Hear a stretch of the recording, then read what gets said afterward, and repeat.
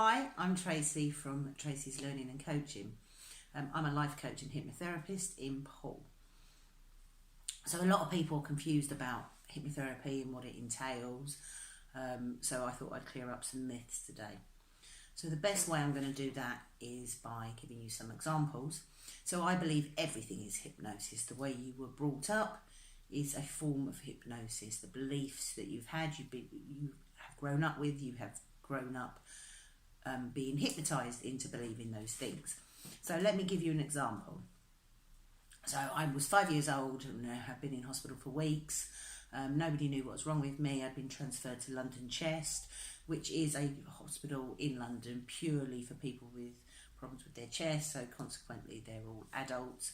Nobody really knows how to look after a 5-year-old. So this 5-year-old had been poorly for a while, hadn't eaten. So they're all trying to make me eat. So a doctor comes up and stands by my bed and says, if you don't eat, I'm going to cut you up into pieces and feed it to you that way. What does the 5-year-old do? Eat and eat and eat and eat and eat and eat and eat and eat.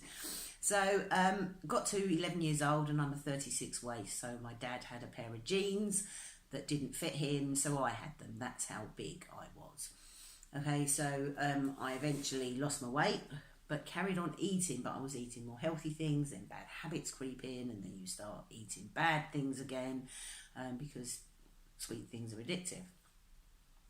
So then the weight crept up again. By the time I was in my 30s, I was a size 20.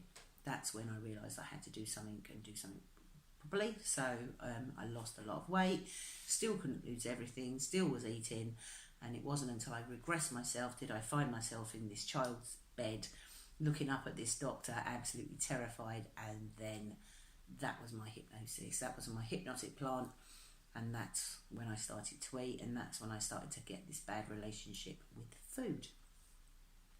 Once I realised that, I could realise that I could change that as well. So that was awesome, and here I am, happy, healthy, kept it off, no interest in overeating for the sake of it now. Okay, so that's my hypnotic plant that I needed to tell you about. But that happens all the time. The way our parents teach us, what they teach us, is a form of hypnosis. Those beliefs that you believe about yourself are hypnosis that have been put there by other people for whatever reason. So let me give you another example. Child A. Child A is brought up by these wonderful parents that love them and support them and encourage them. Come on, you can do it. You can do anything. You can be anybody you want to. Yay, well done, you've done it. I knew you would. Well done. Excellent. You can do anything. Keep going, keep going, keep going. Oh, you've made a mistake. Never mind. Learn from that mistake. Come on. Let's get better. Hypnosis. What does that child grow up to believe? How do they believe the world works around them? What do they believe about themselves? That is a form of hypnosis. Okay, there is no difference between the stage hypnotist that says, when I touch your shoulder, you will run around the stage like a chicken, to the parents that keep on and saying, come on, you can do it, you're wonderful, you're amazing, look at these results, well done. No difference. That's hypnosis. Let me give you another example. Child Z. Child Z is brought up by poor parents. Parents that are so busy that they don't think about the child, they don't look after the child properly, they may drink too much, they may smoke too much in front of the children, swear too much. Child Z's parents might look at them and go, you are useless. Why can't you do anything right? Look at the state of you. Why can't you do anything? You're useless! How does Child Z grow up? What does Child Z believe about himself? The only difference between Child A and Child B is what it's been taught to believe. The environment it grew up in makes all the difference. Child A has been brought up to believe, that is hypnotised to believe that he can do anything he wants, and therefore child A is going to succeed much more than Child Z. Child Z is hypnotised into believing he's useless. How is he going to live? What is he going to do with his life? It's just hypnosis. So, let me ask you the next question. What have you been brought up to believe? What have you been hypnotised into believing about yourself and the world and the way you fit into this world? Is it correct? Well, at the moment, yeah, it is. You know, if you say to